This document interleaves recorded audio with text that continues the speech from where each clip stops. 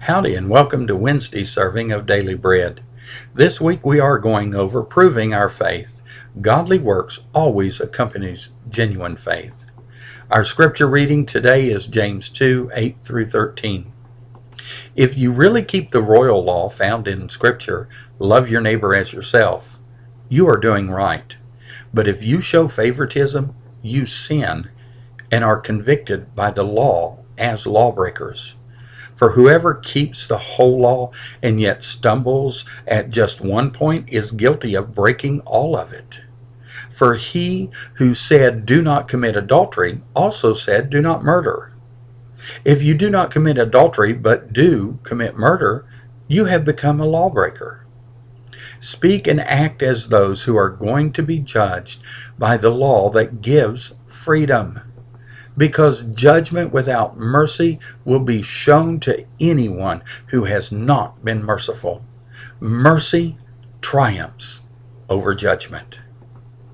Now, loving your neighbor as yourself, the royal law, depicts the highest type of love. James commended those who were keeping this law. It was decreed by God in the Old Testament and reaffirmed by Jesus in the New Testament.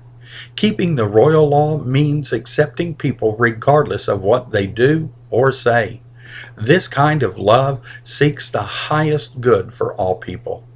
This royal law is more than just a suggestion. It governs all other laws, actions, and relationships. If we keep this law in proper focus, we will show equality in our relationships with others. James stated that if you show favoritism, you sin and are convicted by the law as lawbreakers. By loving others, obeying the royal law, we do not need to worry about obeying the law. After all, love is the fulfilling of the law, according to Romans 13:10. God expects each one of us to express our faith by treating all people impartially. James urged his readers to live in obedience to the word because they would be judged by the law of liberty. Jews were governed by a set of man-made rules and regulations added to the law of Moses. Christians live under this law of liberty and will be judged by this law. This judgment, though, has nothing to do with salvation.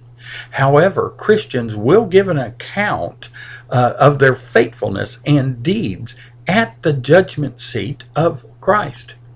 Because we live under grace, we will give an account of our attitudes and actions. The values we formulate influence how we live and how we treat people.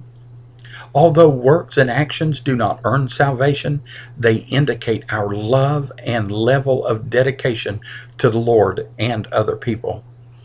If we have shown mercy to others, we will face judgment with confidence and joy. Thank you, and I pray that you've enjoyed today's portion of Fresh Daily Bread, and may God richly bless you today.